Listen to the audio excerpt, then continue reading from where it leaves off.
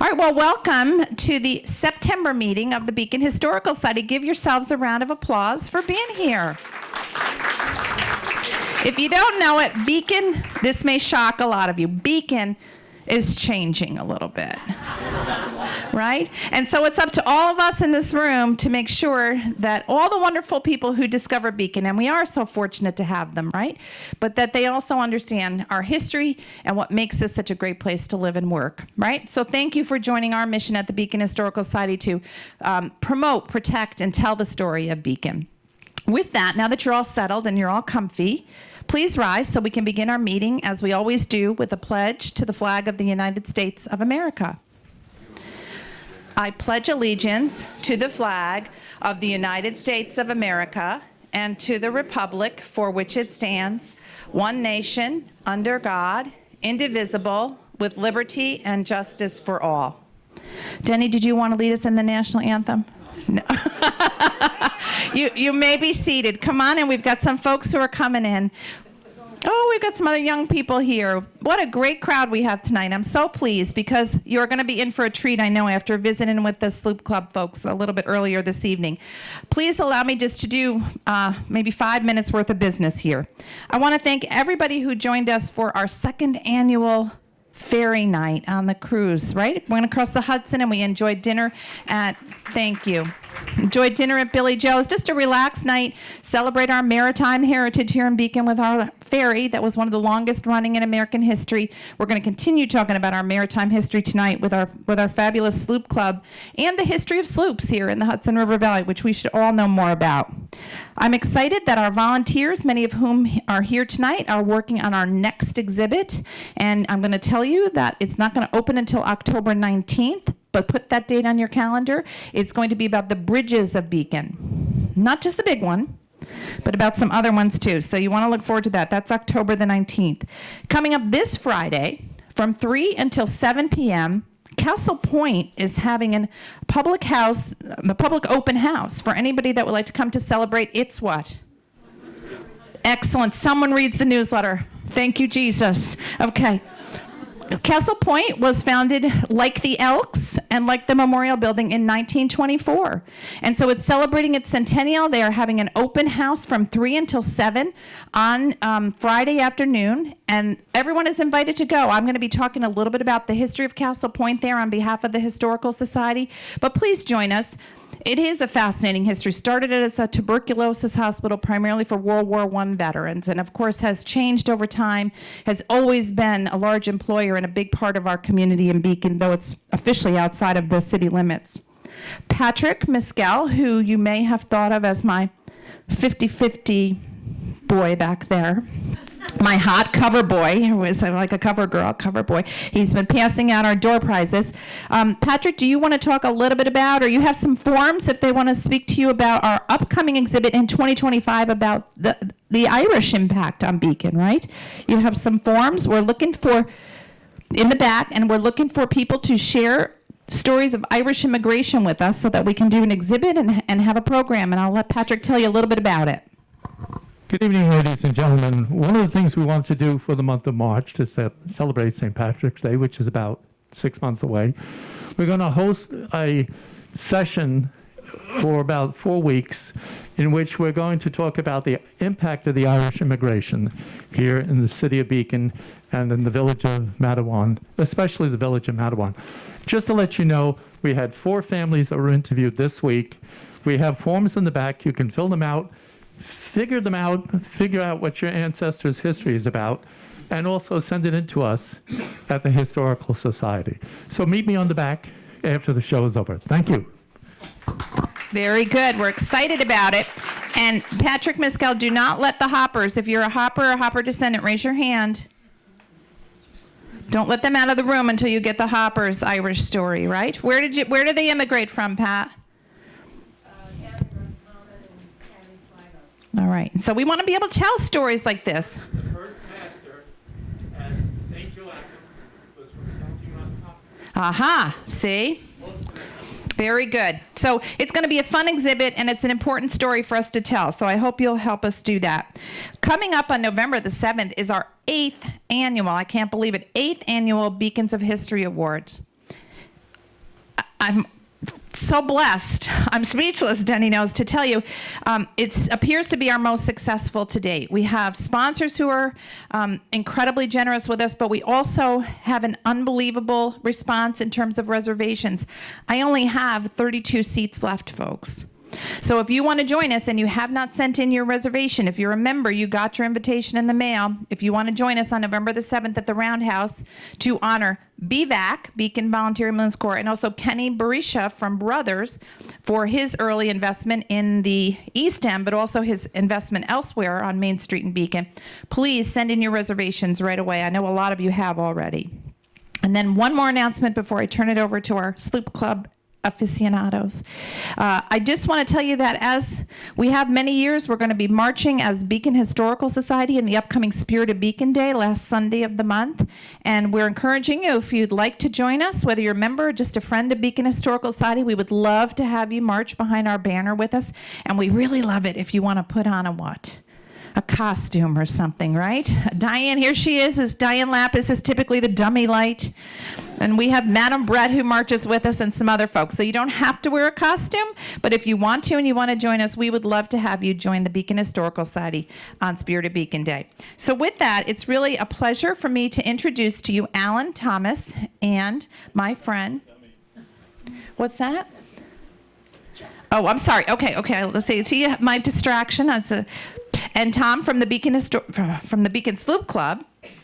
And I talked to them a little bit before they came about how they both ended up in Beacon, one from Burnt Hills and one from essentially Sullivan County in the Binghamton area. Both fell in love not only with Beacon and the Hudson River Valley, but with the Hudson River and the story of Beacon Slopes. So I'm so glad you're here to hear their presentation. Pete, I have to give him the microphone. Is that right? People, I know you're all sad to see me give up the microphone. But here you go. Alan, thank you so much. A round of applause, please.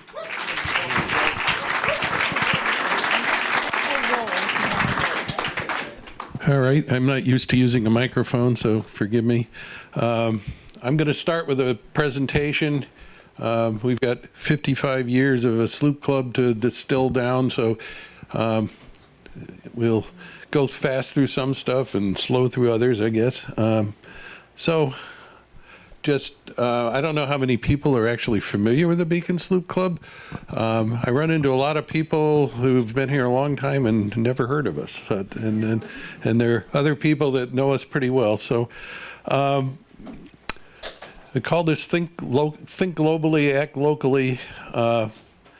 We've been around for 55 years.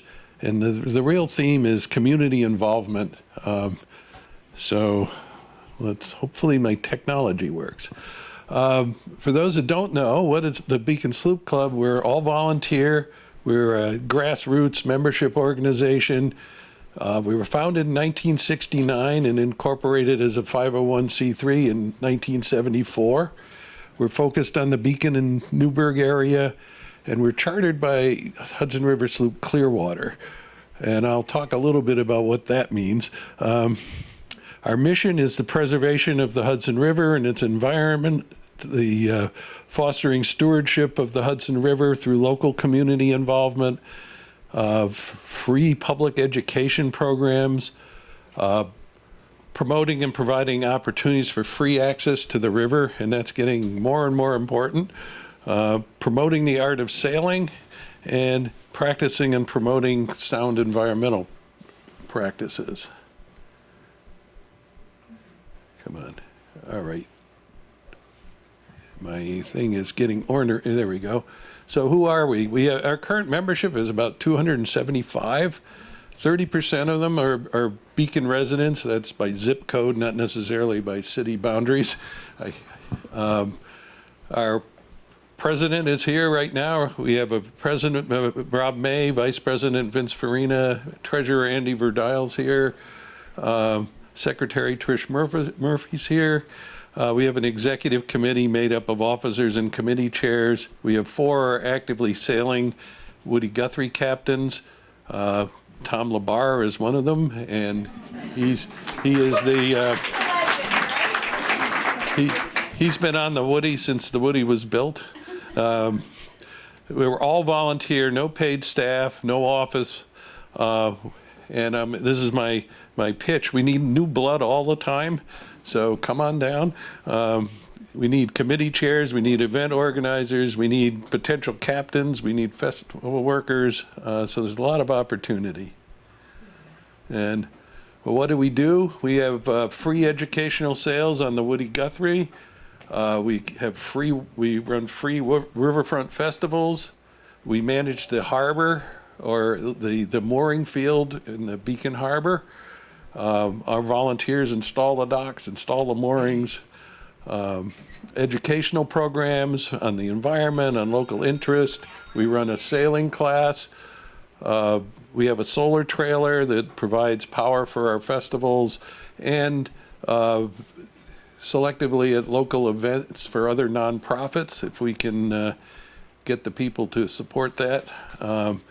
And music, we run a circle of song after every meeting. It's like a folk jam session, so anybody that has an instrument, wants to come join. So that's basically who we are. A little bit about how we came to be. First of all, Hudson River Sloop. It's a sort of a semi-unique vessel. It's a single-masted gaff rig sailing vessel. You can see there are plenty of pictures of them around. It has a mainsail, a single jib, a topsail, and a movable keel. And that's really adapted from Dutch designs for the conditions in the Hudson River, where the winds are fickle and a lot of shallows and places where a somewhat more conventional boat with a fixed keel couldn't go. If you want to know more about the boat itself, Tom's your person here. But and sloops were the primary mode of transportation between New York and Albany from the 17th century through the 19th century.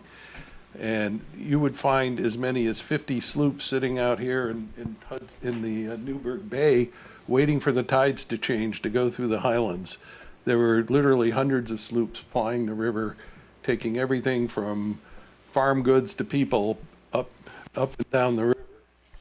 Manufacturing goods from the city up to the Erie Canal, and farm products down from the western part of New York State to the city.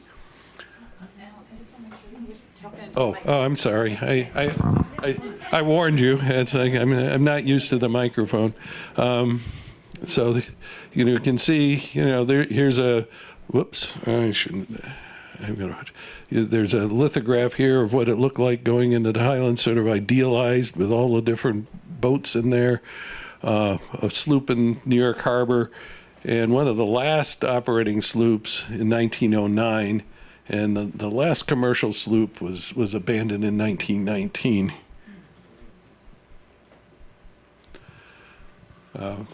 Fast forwarding a little bit to the 1960s, there hadn't been a sloop on the river, for almost 70 years or something like that, and the state of the Hudson was pretty grim. There was pollution, it was exploited, it was neglected. 1966, New York State identified 480 industrial and municipal polluters in the Hudson River. Most municipalities and small communities were discharging raw sewage into the river. The dissolved oxygen levels were so low that it wouldn't support life, and several areas on the river were essentially dead to marine life. Many species were in decline or absent. I know some people may be familiar with crabbing and blue crabs. They were completely gone at this point. And there were dumps, junkyards, abandoned industrial sites all along the waterfront between here and Albany. And what did it look like in Beacon and Newburgh? This is the waterfront in, I think this was pictures around 1950. You can see the oil storage, the dump, the railroad yards. It doesn't look much like it does now. There's the Beacon dump on fire. The Newburgh waterfront was a junkyard. And the ferry dock was left after 1963. When the bridge was built, the ferry went out, and it was just left to decay and rot. So that's what it looked like not all that long ago. So why a sloop? Pete Seeger, his friend Vic Schwartz, loaned him a copy of the book Sloops of the Hudson. I have a copy back on the table over there. And it caught Pete's fancy, and he wrote a letter to Vic saying, why not build a vessel so grand, so extraordinary, and one that had not sailed on the river in a very long time, and maybe you can draw people down to the river that they'd forsaken. So in 1966, Pete and Vic met with a naval architect named Cyrus Hamlin, and they started to develop plans for building the Clearwater. There were many visions for the sloop. Initially, it was a combination of several people that wanted historical, or make it a historical reenactment. There were people looking to promote tourism, many different thoughts as to what this sloop would be. But Pete's vision was really environmental. And he was quoted in the New York Times in 1966 at the first fundraiser as saying, some people might think it's the most frivolous thing in the world to raise money for a sailboat, but we want people to love the Hudson, not think of it as a convenient sewer. And that's really the beginning of Clearwater developing into the environmental flagship that it became. And the other thing, anybody that knew Pete he saw sailing as a metaphor for affecting change, and he would use the analogy quite frequently. You want to move forward, but you're facing a headwind, so you tack to the port, you tack to the starboard, and eventually you go forward, and you get where you want to be. And so that is the other sort of motivation behind a sloop. Pete was really enamored of sailing and the sailing process. So the Clearwater's keel was laid in Maine in October of 1968. It was launched in May of 1969. And it was sort of interesting. The first crew was mostly folk singers. The captain and the first mate had significant sailing experience on large vessels, but the rest of the crew really did not. It was made up of folk singers. And some of whose names you might recognize: Pete Seeger, Don McLean, Rambling Jack Elliott, Len Chandler, Don, so in my mind, it's somewhat of a miracle they made it down here. But since then, the Clearwater has taken out over 500,000 school children and several 100,000 adults. And they offer hands-on educational experiences that you can't get anywhere else. And well, what happened? Okay, I went out of presentation mode. Hold on. Give me 1 second. Why did it go out of? I'm gonna go find a seat if I can find one.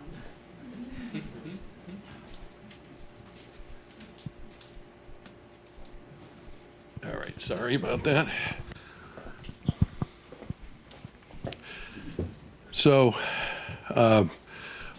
what's a sloop club?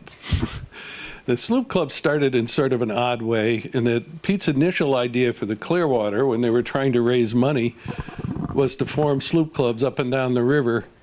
And his idea was if there were 10 clubs, each club could essentially own the boat for a week or 2 weeks or whatever at a time and sail the boat. So the Beacon Sloop Club would own the Clearwater for, a 2-week timeshare, and the Coast Guard didn't care for that idea. So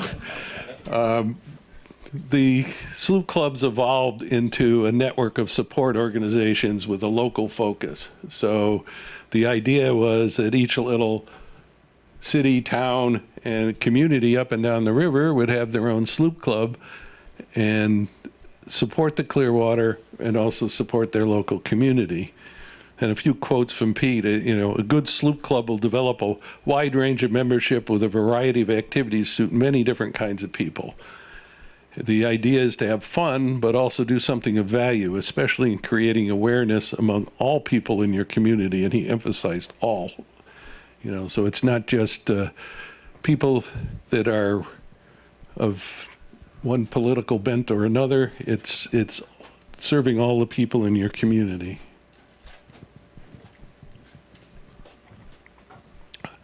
So when was the Beacon Sloop Club created? When Clearwater first came up the Hudson, it was launched in 1969, as we saw. Pete got a group of people together to greet the Clearwater when it came to Beacon. And that group became the Beacon Sloop Club. And Pete was quoted as saying, ours is a soft sell job. We want to bring thousands of people to the water's edge so they can see that their waterway can be fun.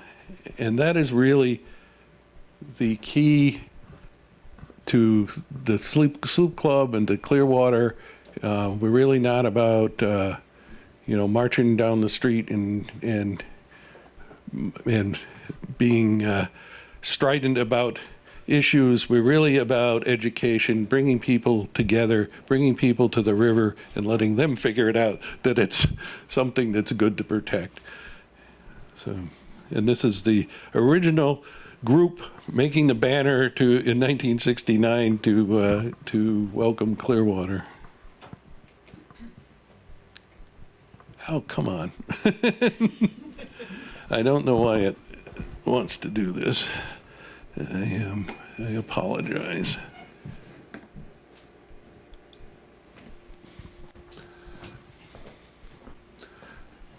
So I sort of broke it up into two eras. The 69 to 78. There's two reasons for that. One is Tom and I came here in 78, and so we know more about. And the other is that it's prior to having the Woody Guthrie. And it's prior to a lot of the cleanup of the waterfront. And I love this quote from Monica Schremak. She was a teenager in Beacon at the time. I think she was about 16. In one of the books I have back there, she's quoted as saying, "The whole river is a park if people only knew it." So at the time, the Sloop Club was just about the only group of people that had any interest in the waterfront at all. So the mission was really to bring people down to the river, to raise awareness, to gather volunteers, start cleaning things up, support Clearwater, and we began a sailing program with small boats. And you can see, and there were some other little projects here. This, in the picture, is a dugout canoe. One of Pete's crazy ideas was to build a authentic dugout canoe out of a tulip tree, and there it is. It didn't last very long. It lasted one season, but and here's the Pumpkin Festival, 1975.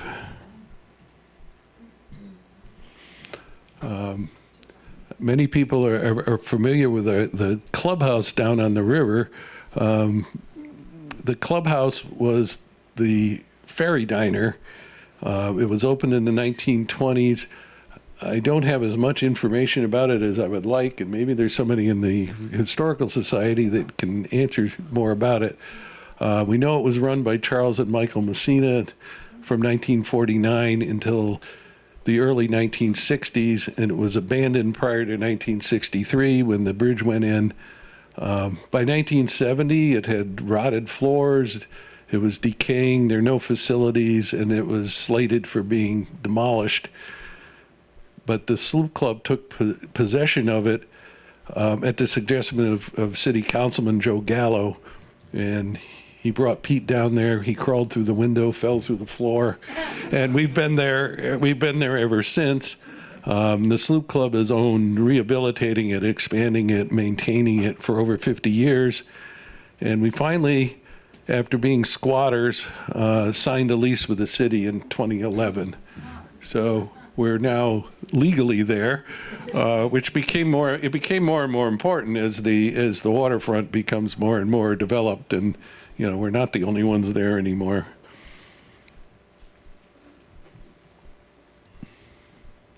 Come on.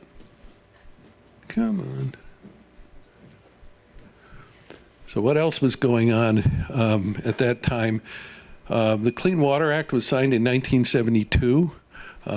Prior to that, most municipalities were still dumping raw sewage into the river. The Clean Water Act provided funds for creating sewer treatment plants, and cleaning up the waterfront in Beacon was a very slow process.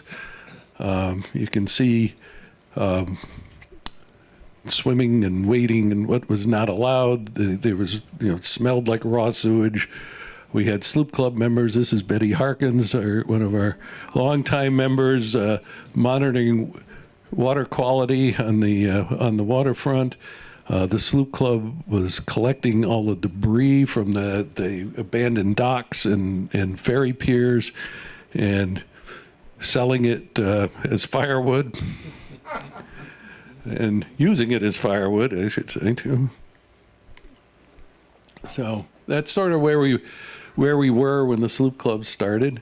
Another quote from Pete in 1974, and that is, you can't expect people to take an interest in the river if there's no way for them to use it.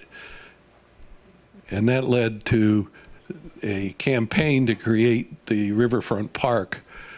And throughout most of the 70s, the Sloop Club members were trying to get enough petitions, to get grants, to get the railroad to give up the property and get the park created. It actually was officially dedicated in 1980 at the Beacon Sloop Club Strawberry Festival. And if you fast forward again to 2014 at the Strawberry Festival, the park was renamed in honor of Pete and Toshi.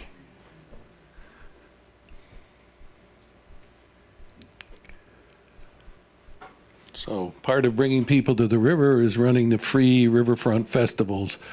They're aimed primarily at highlighting the bounty of the Hudson Valley, featuring Hudson Valley products, Hudson Valley produce. We try as best we can to have everything be local. There are years when there are no local strawberries, but other than that, we make every effort to have our featured items be local. The festivals began in the 1970s. The Pumpkin Festival is a little odd because it was part of Clearwater's pumpkin sale. The first one I know of was 1971, but it's a little unclear when it migrated from being a pumpkin sale where people helped unload pumpkins and a pumpkin festival where we baked pumpkin pies and sold them. So I'm not quite sure where that crossover point was. I know when the pies came in the early 90s. Okay. We never sold anything pumpkin. It was actually, the first pies were some of them were baked in my kitchen. Oh, okay. Ooh, I won't tell the health department. So strawberry started, I believe, in 1976. I base that on, I have a notebook of Toshi's that has the accounting for this Sloop Club in it. In the first place, we had any mention of buying strawberries was 1976. We paid $65 for the strawberries, which is the equivalent of $335 today in today's money. We paid $4,000 for the strawberries this year. So, and yeah. And corn, I believe it started in 1977, again based on notations in her notebook. But we had other festivals. We had a shad festival. I say 1974 because one of those books back there refers to, which was published in 75, refers to the Shad Festival. That had to be discontinued because of the state of the fishery. There is no shad fishing in the Hudson River today. We had a recycle festival, we had a rainbow festival, we had alternative energy festivals, but the ones that are still active are the strawberry festival in June. Best strawberry shortcake in the Hudson Valley. I can still say that, I think. You can see some old pictures of cooking in wood-fired ovens made out of oil drums. You can see some pictures where we did pick the strawberries ourselves. There's our strawberry coordinator, who's hiding as a pumpkin coordinator right now. But we have the Corn Festival in August. We have the Pumpkin Festival in October. So, 1978. What happened in 1978? This is Pete's next idea, which is a sloop in every port. And his vision was to have every community own their own sloop. And the general idea was he wanted something that would operate locally. You know, Clearwater sails all up and down the river. It's, you know, only in any individual location for a brief period of time. He wanted it to serve as an organizing tool to bring volunteers together. Spreading Clearwater's message at a lower cost than building a full-size sloop. Training volunteers for Clearwater in sailing and rigging plans. I'm not sure that one ever really happened, but people do go from Clearwater to the Sloop Club and Sloop Club to Clearwater, but I don't think it, you know, the scale is just so different. You know, and ferry people from the shore to Clearwater in towns where the sloop could not dock. And here's his original note to Cy Hamlin about building a ferry sloop. And our ferry sloop is the Woody Guthrie. It's a local sloop, serves our local community. We offer free educational sails out of Beacon. We sail every night of the week except when we have our monthly meeting. And we used to. The picture in the upper right is people sleeping on the boat when we used to transit the entire river. I think that picture was taken in New York Harbor.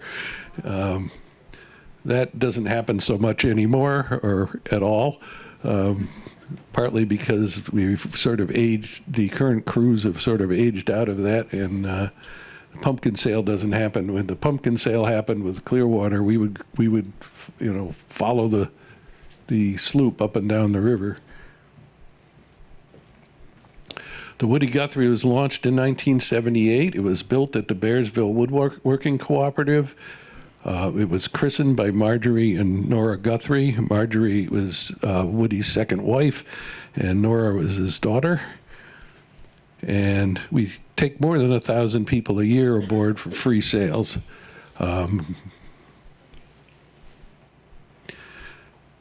There was a second sloop that sailed for 20 years.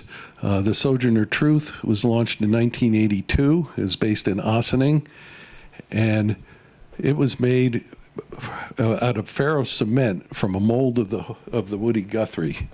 So we created a mold and used, it's essentially like a gunite pool sort of material for, it's significantly cheaper and easier to maintain than a wooden boat.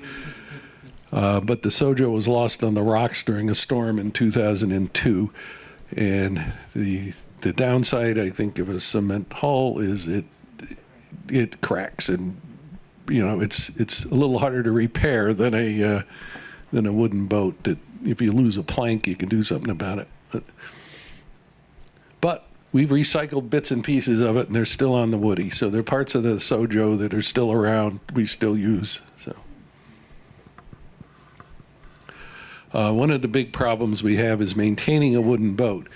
back in the day of sloops, in the age of sail here, a sloop would last 10 or 15 years, and they'd wear it out, it would rot, they would scrap it and build a new one. These days, the materials aren't readily available, the skills aren't readily available.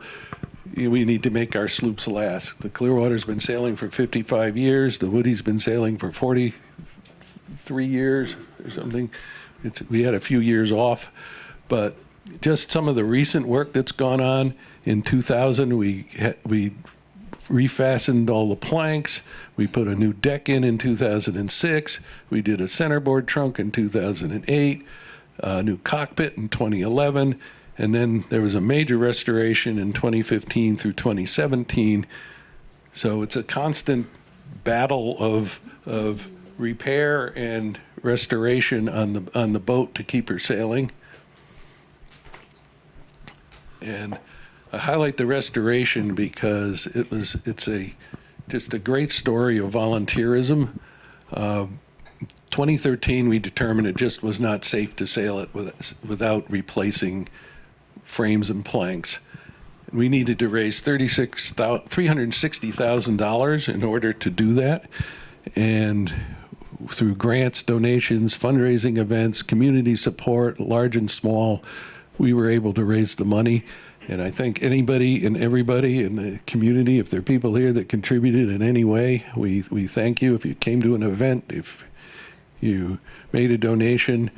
And the only way we could get this done was using volunteer labor in partnership with professional shipwrights. And you can see we had over 5,000 hours of volunteer time working on the boat. And of that time, and you can see there's like 108 work parties over 2 years. So almost every week there was a work party up there. This was done in Kingston.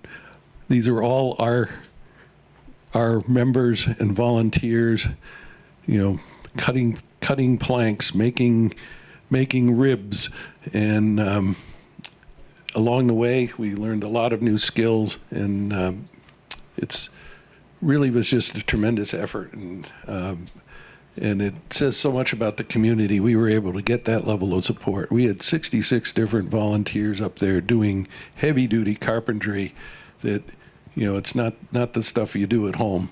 So very impressed with the support we got. Oh, come on, it did it again. I was getting there.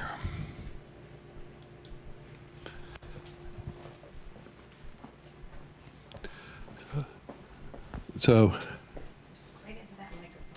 for community involvement, I wanted to talk about some of the other projects and other things we do. We sponsored the Main Street Mural Project through grants as a pass-through organization. Spirit of Beacon Day, we have done crazy things like model banjos and model woodies. The Hudson Valley Ramble, we offer free woody sales for part of the Hudson Valley Ramble. We support the river swim. We've been, for many years, did the Garrison Fine Arts Fair. We have a little problem getting access to their dock now, but the Stony Kill Harvest Festival, the Hudson River Revival, our solar trailer has been to lots of different events. In 2012, we supported 13 different local events providing power. Martin Luther King Day. In 2012, Pete came to the Sloop Club and to our executive meeting and said he wanted to do something to honor Dr. King with more than a day off. And he proposed a singing parade featuring songs from the Civil Rights Movement. And we partnered with the Southern Dutchess Coalition, the NAACP, local churches, and the first parade was held in 2013, and it's been going on ever since. So come on out on Martin Luther King Day, and Where is it? It's in Beacon. It starts at the Springfield Baptist Church and goes, I don't know, 4 or 5 blocks around on the main street and back around. And it's we run a Earth Day riverfront sweep. Sloop Club's been doing it for 50 years. We've lately been partnering with River Keepers River Sweep, but essentially the same event. We run free environmental programs for children at the festivals. It's part of our lecture series sometimes. You can see we have kids out there seining in the river to see what sort of fish they can find. We have people guiding them at identifying macroinvertebrates and other things, that keep the kids aware of what goes on in the river. We run adult education programs. We have a free lecture series with distinguished speakers. I just picked a few. This was I have to admit I reused an old slide. So, but all kinds of different environmental subjects, local history, local arts. I'm hoping I can talk the Historical Society into being one of our speakers. They have been in the past, so it's some notable friends and guests. We host a lot of other environmental groups as they pass by. We've had people swimming the length of the Hudson. We've had Russians. There was a Russian-American sail after the fall of the Berlin Wall. We had a group of Cree come down from Canada in a Oniak. We hosted them. The undecipherable picture up there is Don McLean playing at one of our festivals in the 70s. Country Joe McDonald did a fundraiser for us at the Piggy Bank. Last year we had the Golden Rule here, which is a environmental boat for Veterans for Peace. So a lot of people stop by. A lot of people stop by to see Pete, but they still stop by to see us. And just some awards and recognition. We've been honored by the EPA, the City of Beacon, Rockland County, the NAACP, and there's many, many more. So how am I doing on time? Am I going good?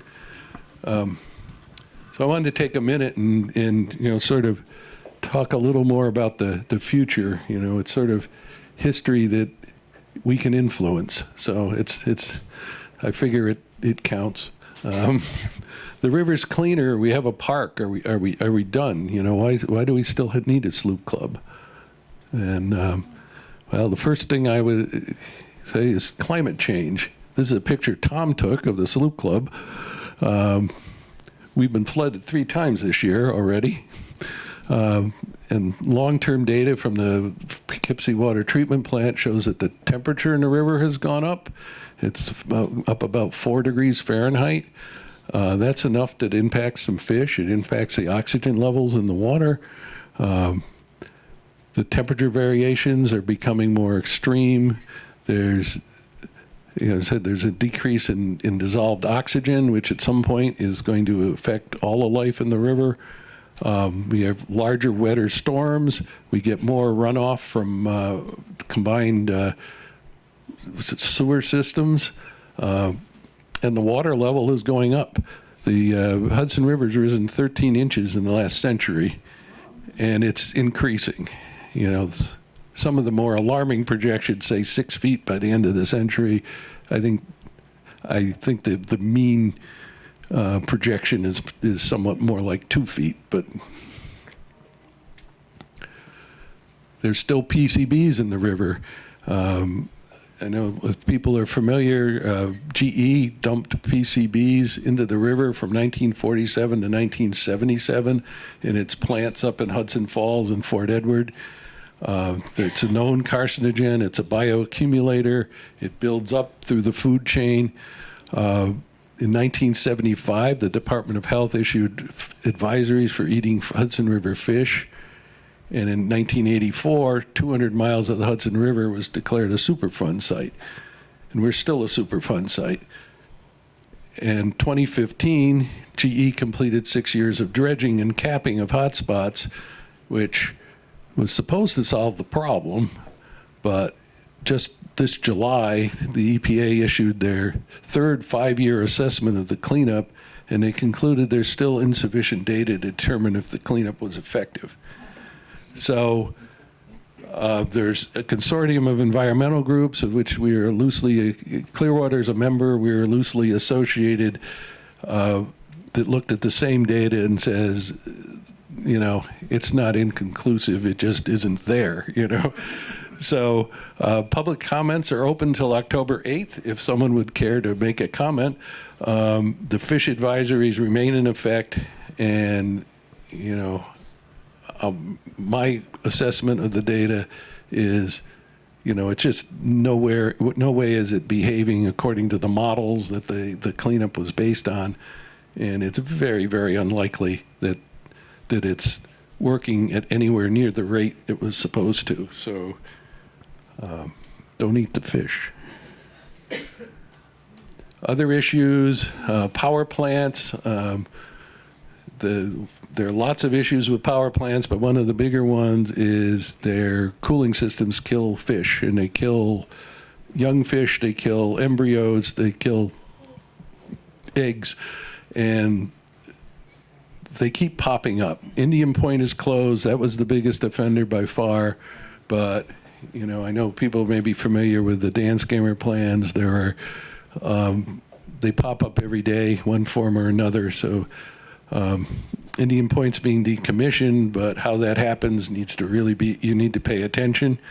You know, what are they going to do with all the waste? How are they going to ship it?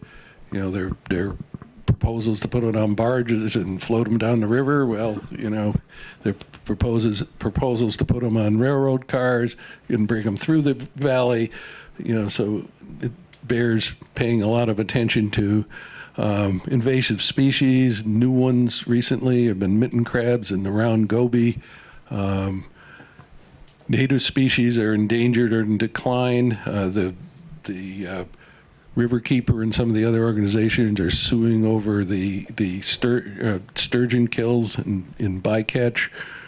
Large vessel anchorages, there have been multiple proposals to put anchorage sites in the river right here where they could anchor large ocean-going vessels and large barges and basically store oil in them.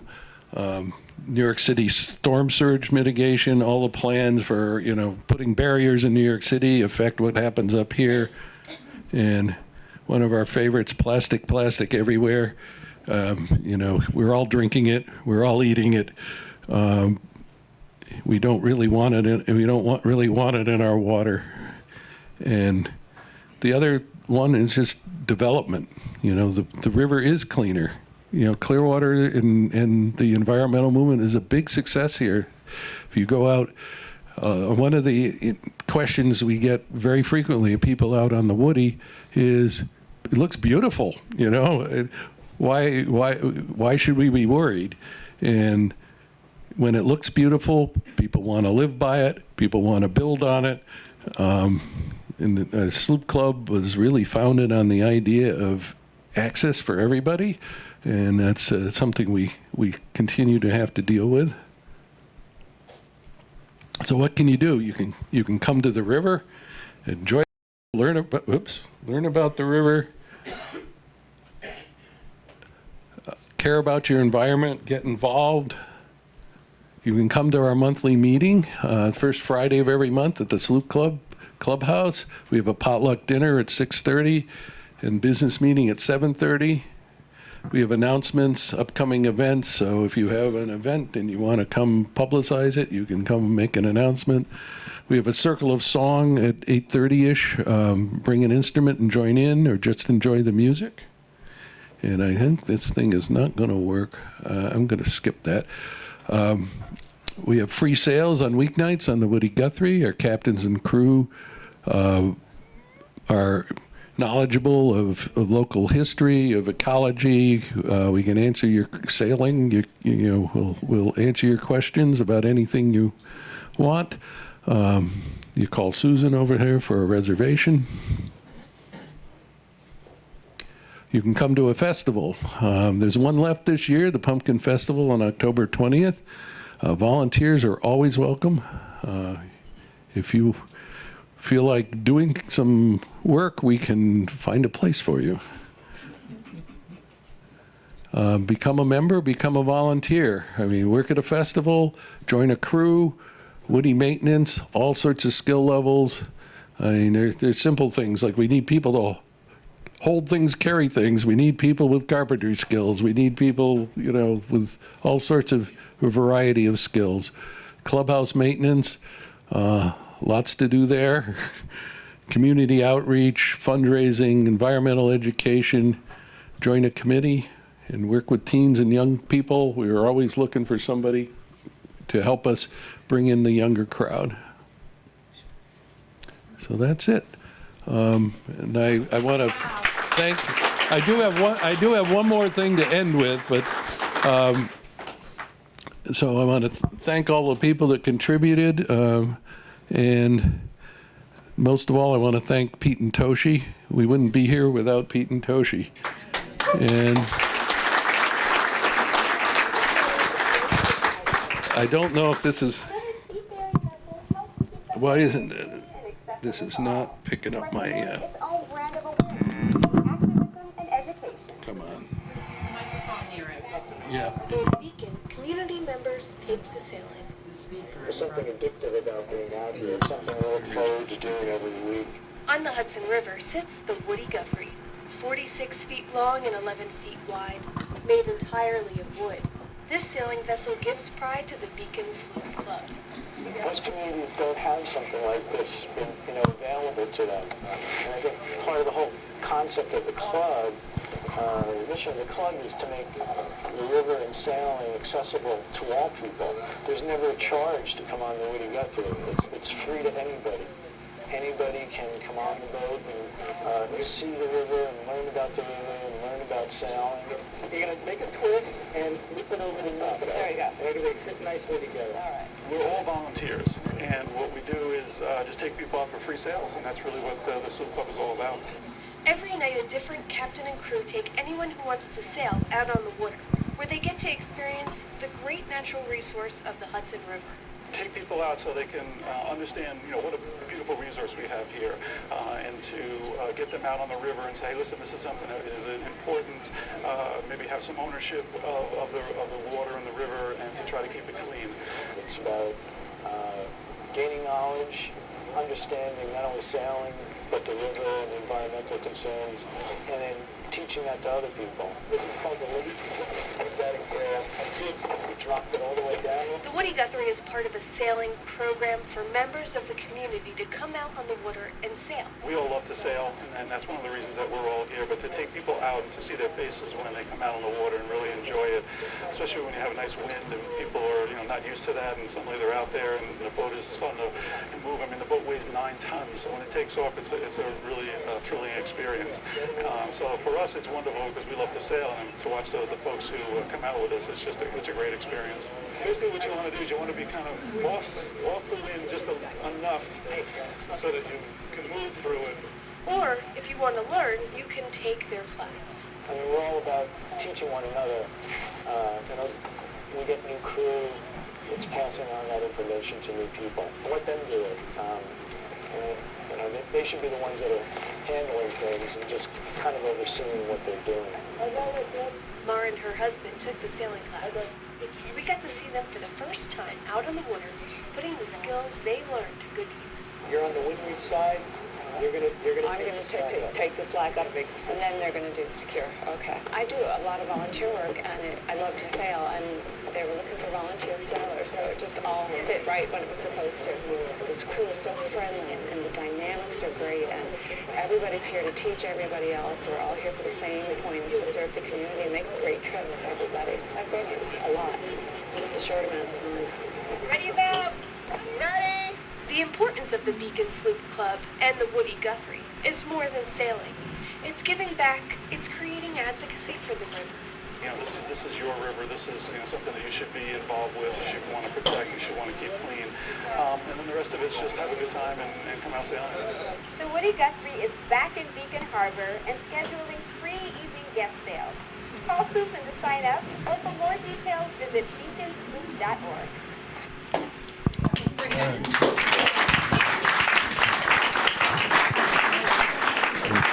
I know that not all of you in the back could probably hear the audio on that, but we do record our programs, and hopefully you'll be able to hear it. He said you can hear it just fine. You'll be able to play it back on our website. I have a question. Okay, I was going to make Tom answer all the questions, but that's you could try. So it's so obvious to us now because, you know, we all know it as the Woody Guthrie. We're all familiar to seeing it out there on our beautiful river. But was it always going to be named the Woody Guthrie, or how did it come to be called the Woody Guthrie? Well, you want that, or you want me to? You do that. All right. Well, Pete will tell you that he learned a lot of what he knows from Woody Guthrie. You know, people are familiar with Woody Guthrie, the folk singer, right? This land is your land, and Pete was hopping freight trains with Woody Guthrie. He was one of his better friends, and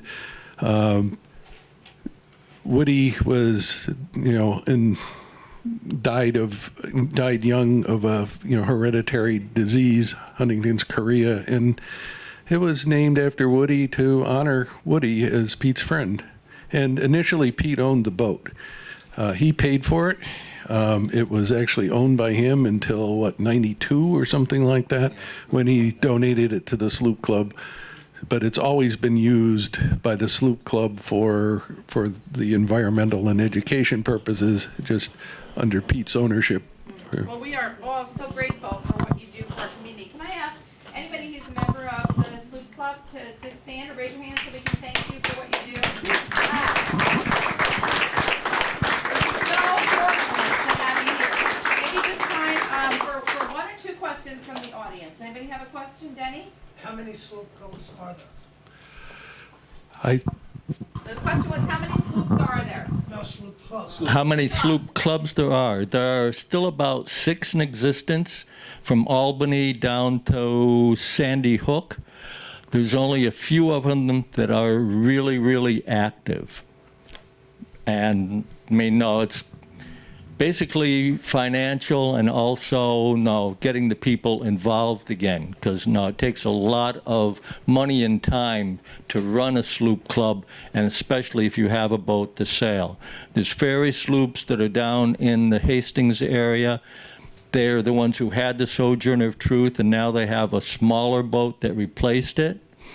And there's another group down in Sandy Hook that has festivals and stuff to support Clearwater, and I believe they have a boat down there also.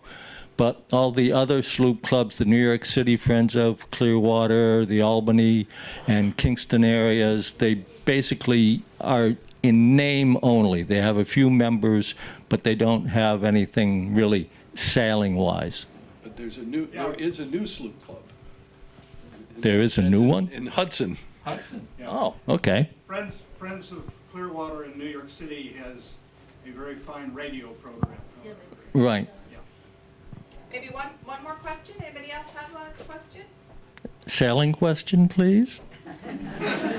Well, again, would you please thank all of the members of the Sloop Club for what they do here in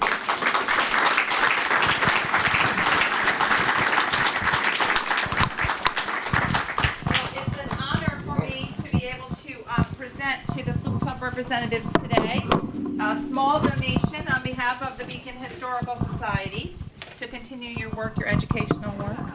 We're so grateful. And also a copy of Bob Murphy's wonderful newsletters, 38 years of newsletters that he did, many of them, of course, about Fishing the Landing, about our ferry, about our maritime, and our strong connection to the Hudson River. So we'd be honored if you would bring this back to the Sloop Club and keep it and use it as a reference. Oh, good. Okay. I feel a photo op coming on.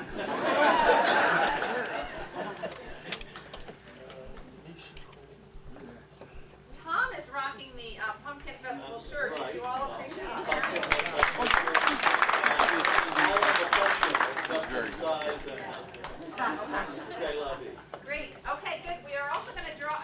prize now, and I'm going to get you out around 8 o'clock, which is always my promise. Did everybody get a door prize ticket? You don't want anything on the back? And this lucky door prize winner is going to go home with a copy of Bob's fabulous book. Where is Barbara, our secretary? Well, she's still here. There she is in the back. Barbara, wave your hands wildly and affectionately and passionately. Barbara is our Spirit of Beacon Day coordinator, so if you're able to walk with us on Spirit of Beacon Day, that's the woman you want to see. And before we draw the winning tickets, Tom, I'll have you draw them because you're so lucky. I met Tom, I don't want to date myself here, but... Or me. Well, that's true. That's true. Selflessly, I shouldn't pull you into this. In about 1985, when I was at the cable news program, and he took me on a Sloop Woody Guthrie ride. So, known him since 1985. If you would, we're going to draw a ticket now for our... Which one is mine? All right. 079 3 0 5 305. 305. Oh, great. That's her. Excellent. Come on up for a picture, John. You know how I like to torture you. Okay. And I'm just going to make one final announcement, and then I'm going to let you all go. Although I think Alan and Tom would be happy to stay and answer any questions if We you will have answer them. any questions after the whole thing is over. But I just wanted to say that our October meeting, I want you to know two things about it. Of course, if you're a member, you're going to get it in your newsletter. Our October meeting is our annual meeting. We've got some business to conduct. But also, let's take our picture. Go ahead. I believe you. This is in honor of your Hopper ancestors. What was Lillian's maiden name? What was Lillian's? McGrath ancestors, right? So good. Also at our October meeting, our second annual Growing Up in Beacon panel discussion. Did you come last year? It was a lot of fun hearing folks who grew up in Beacon talk about their schools and their streets, their neighborhoods, their activities, their parents and things they did. And this year we've got, again, 5 or 6 participants who will be coming and sharing in a freewheeling, easygoing panel discussion their memories of growing up in Beacon. So I hope you will join us for our October meeting. And finally, my last commercial message. If you're not yet a member, please come see me or see Barbara, any of us. We'll show you how easy it is to become a member and help us to commemorate and celebrate Beacon's rich past. So thank you all for being here.